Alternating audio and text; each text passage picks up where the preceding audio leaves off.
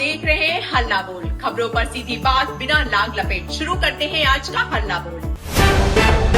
Panama के विदेश मंत्री जेवियर एडुआर्डो मार्टिनेज आचा वास्केस 19 से 23 जुलाई तक भारत के दौरे पर रहेंगे। इस दौरान उनकी मुलाकात विदेश मंत्री एस जयशंकर, केंद्रीय मंत्री पीयूष गोयल और सर्बानंद सोनोवाल से होगी। वार्ता में व्यापार, समुद्री सहयोग, नौवहन, निवेश और सुरक्षा जैसे अहम मुद्दों पर चर्चा होगी। संयुक्त राष्ट्र सुरक्षा परिषद के सदस्य पनामा ने आतंकवाद के खिलाफ भारत की जीरो टॉलरेंस नीति का समर्थन दोहराया है। यह दौरा दोनों देशों के रणनीतिक और आर्थिक संबंधों को नई मजबूती देने की दिशा में महत्वपूर्ण माना जा रहा है।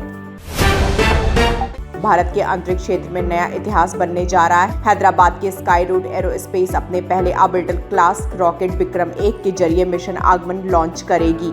यह पहली बार होगा जब कोई भारतीय निजी कंपनी अपने विकसित लॉन्च व्हीकल से उपग्रह को पृथ्वी की कक्षा में स्थापित करने का प्रयास करेगी। इस मिशन की सफलता भारत के निजी स्पेस सेक्टर के लिए बड़ी उपलब्धि होगी और वैश्विक अंतरिक्ष बाजार में देश की मजबूत मौजूदगी दर्ज कराएगी।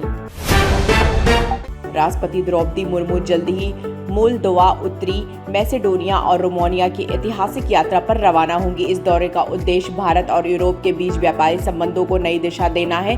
रोमानिया का कांस्टेंटा बंदरगाह भारतीय उत्पादों को यूरोप के प्रमुख बाजारों तक तेजी से पहुंचाने में मदद करेगा, जबकि उत्तरी मैसेडोनिया भारतीय कंपनियों के लिए यूरोपीय संघ तक आसान पहुंच का रास्ता खोल सकता है। यह यात्रा आर्थिक और रणनीतिक सहयोग के लिहाज से बेहद अहम मानी जा रही है। संसद के मानसून सत्र से पहले सरकार ने स्पष्ट संकेत दिए हैं कि इस बार one nation one election bill पेश नहीं किया जाएगा। सूत्रों के मुताबिक सरकार फिलहाल महिला आरक्षण और परिसीमन से जुड़े विधेयकों पर अधिक ध्यान दे रही है। माना जा रहा है कि एक साथ चुनाव कराने की योजना 2029 के लक्ष्य को ध्यान में रखकर आगे बढ़ाई जाएगी। वहीं परिसीमन विधेयक इस सत्र में आएगा या नहीं, इस पर अगले कुछ दिनों में स्थिति साफ हो सकती है। रक्षा मंत्री राजनाथ सिंह ने राष्ट्रीय स्वयंसेवक संघ को लेकर फैली धारणाओं पर अपनी बात रखी। उन्होंने कहा कि संघ के लिए हिंदू कोई धार्मिक पहचान नहीं बल्कि एक सांस्कृतिक और जीवन मूल्यों से जुड़ी अवधारणा है। उन्होंने आरोप लगाया कि आरएसएस के बारे में गलत नैरेटिव बनाया गया है कि यह केवल हिंदू राष्ट्र की बात करता है। राजनाथ सिंह ने कहा कि संघ स्वामी विवेकानंद के विचारों से प्रेरित व्यापक सोच और राष्ट्र निर्माण की भावना पर कार्य करता है। देहरादून में आयोजित छात्रों की गूंज कार्यक्रम में राहुल गांधी का अलग अंदाज देखने को मिला। करीब 51 मिनट तक चले इस कार्यक्रम में उन्होंने किसी राजनीतिक भाषण के बजाय छात्रों से सीधे संवाद किया। कभी शिक्षक तो कभी चिंतित अभिभावक की भूमिका में उन्होंने युवाओं की समस्याएं सुनी और उनके सवालों के जवाब दिए। कांग्रेस ने इस कार्यक्रम को युवाओं से जुड़ने की बड़ी पहल बताया। कार्यक्रम में पार्टी के वरिष्ठ नेता मंच से दूर दर्शकों के बीच मौजूद रहे। दिल्ली के जंतर मंतर पर पिछले 20 दिनों से अनशन कर रहे सामाजिक कार्यकर्ता सोनम वांगचुक की तबीयत बिगड़ने के बाद पुलिस उन्हें अस्पताल ले गई। स्वास्थ्य बिगड़ने की आशंका को देखते प्रशासन ने यह कदम उठाया।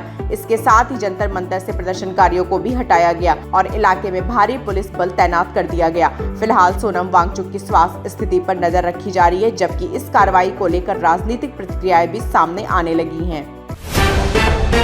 राजस्थान में कुछ दिनों की बारिश की कमी के बाद मौसम एक बार फिर करवट लेने वाला है। जयपुर मौसम विज्ञान केंद्र के अनुसार 4 सक्रिय वेदर सिस्टम के प्रभाव से 21 जुलाई से मानसून दोबारा सक्रिय होगा। पहले पूर्वी राजस्थान में अच्छी बारिश की संभावना है, जबकि 22 और 23 जुलाई से पश्चिमी और मध्य राजस्थान में भी झमाझम बारिश हो सकती है। मौसम विभाग ने लोगों को बदलते मौसम के बीच सतर्क रहने और ताजा अपडेट पर नजर बनाए रखने की सलाह दी है। भारतीय क्रिकेट टीम के पूर्व कप्तान रोहित शर्मा के संन्यास की अटकलों पर बीसीसीआई ने स्थिति स्पष्ट कर दी है। बोर्ड सचिव देवजीत सेकिया ने कहा कि इंग्लैंड के खिलाफ लॉर्ड्स में होने वाला तीसरा वनडे रोहित शर्मा का आखिरी अंतर्राष्ट्रीय मैच नहीं है। उन्होंने सोशल मीडिया और मीडिया रिपोर्ट्स में चल रही सभी अटकलों को पूरी तरह खारिज कर दिया। बीसीसीआई के इस बयान के बाद रोहित शर्मा के भविष्य को लेकर चल रही चर्चाओं पर फिलहाल विराम लग गया है। हॉलीवुड निर्देशक क्रिस्टोफर नोलन की फिल्म द ओडिसी ने भारत में रिलीज के साथ ही दर्शकों का ध्यान खींचा है। पहले शुक्रवार को फिल्म ने अच्छी शुरुआत की, जबकि बॉलीवुड की कॉमेडी फिल्म धमाल 4 समेत अन्य फिल्मों के प्रदर्शन पर भी नजर बनी हुई है। अलग अलग जॉनर की फिल्मों के बीच बॉक्स ऑफिस पर कड़ी प्रतिस्पर्धा देखने को मिल रही है। अब सप्ताहांत के कलेक्शन तय करेंगे कि कौन सी फिल्म दर्शकों की पहली पसंद बनती है।